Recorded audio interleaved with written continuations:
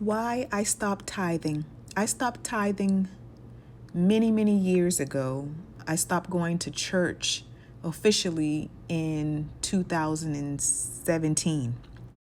When I was going to church for a lot of my adult life and later towards the end, right before I stopped going altogether, I was giving 10% of my gross and almost single-handedly brought a church out of the red, so much so that my son would often ask me why I was giving so much money to the church. Later I would understand his questioning. It wasn't about the giving itself, it was about who the recipient was, and he could see through it. And the recipient was the problem. I had also been to a church one time. I never joined this church, but they would ask you and ask the people that was, joining for their W-2s, you know? And so you can figure that out for yourselves, why they would even ask something like that. But I can say that throughout my tithing, the Most High blessed me. He blessed me where I was. He blessed the fools. He blessed us where we are. Okay, he blessed us where our understanding lies at that time in our lives. And I was blessed. I even got out of student loan debt while I was paying, 10% of my gross in tithes. And I was extremely grateful for that. But also during that time, I was torn a lot. I was so torn often because I was like, okay, so do I give this 10% to this church, or do I give this 10% or most of this to my father, who was very ill, who wasn't able to work like he used to, was on dialysis, and very sick and frail at the time. So that was always my dilemma every time I gave tithes. Unfortunately, the tithes have been abused by religious leaders, and the book of Malachi is misused a lot to force and guilt and shame churchgoers into giving their last. The book of Malachi is pretty much addressing the priest, and it took me a while to actually read the Bible for myself and to understand that this was being addressed mostly to the priests because they were corrupting the covenant of Levi, and the Levites were the priests, okay? They were the leaders. And they weren't necessarily working or bringing in an income, which is why the people would bring in their tithes or, bring in the goods or, whatever animals or grain or whatnot into the church or the storehouse. But the problem was that the priests, they were bringing in tainted, blemished, sick, lame, blind sacrifices.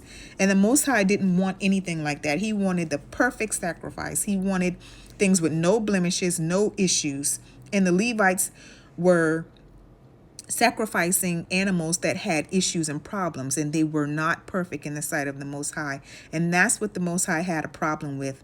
And so this is why he said, why do you rob me?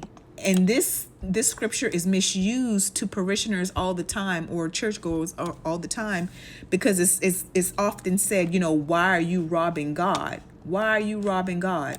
But it was talking to the priests, because the priests were the ones who were robbing God and giving him, secondary or substandard sacrifices.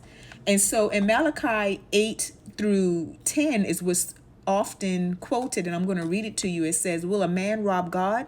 Yet ye have robbed me. But ye say, wherein have we robbed thee? And the Most High said, in tithes and offering.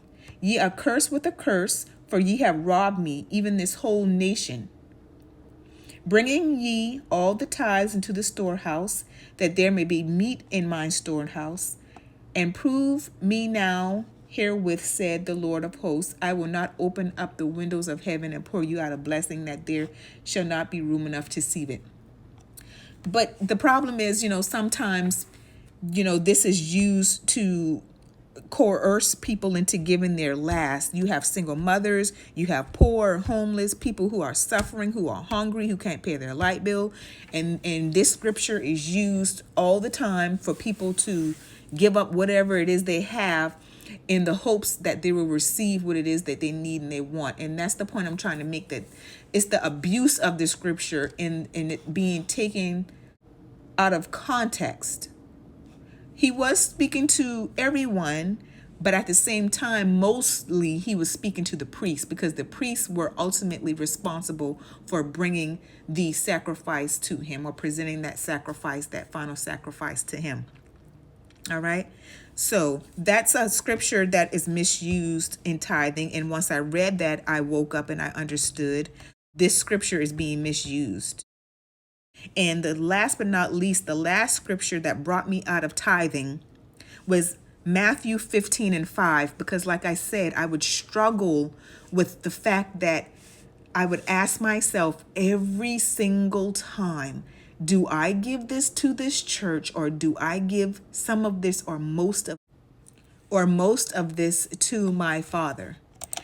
And like I said, it's Matthew 15:5, and it says, "But you say, if anyone tells his father or mother, what you would have gained from me is already dedicated as a gift to God, then he is exempt and no longer obligation to honor or help his father or mother." So basically it's saying, hey, if I say that whatever I have, I'm going to give to God, then I'm not obligated to give it to my mother or father anymore.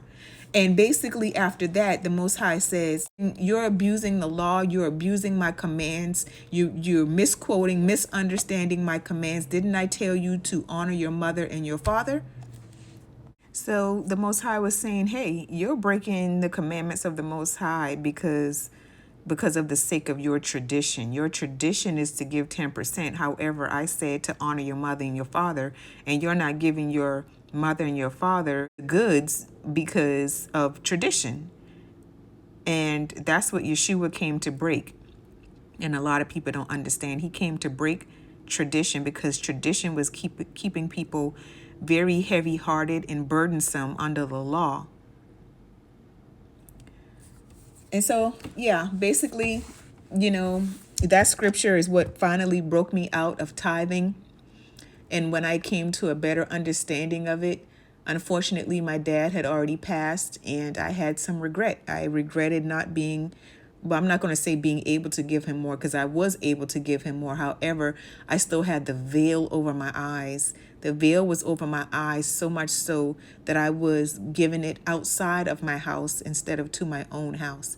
And I, at this point, wished I had done things a little different. I wish I had given him more. I wish I had helped more, even though when he was living, I did buy him a couple cars. I'd help with the bills, whatever he needed. It wasn't an issue. The tithe never stopped me from helping him. However, I could have helped more, even more greatly, had not my money and my finances been going to a church and not my own parents and my father. That's all I'm trying to say.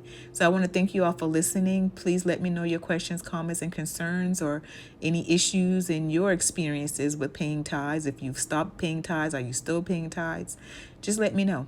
So thank you. Be blessed.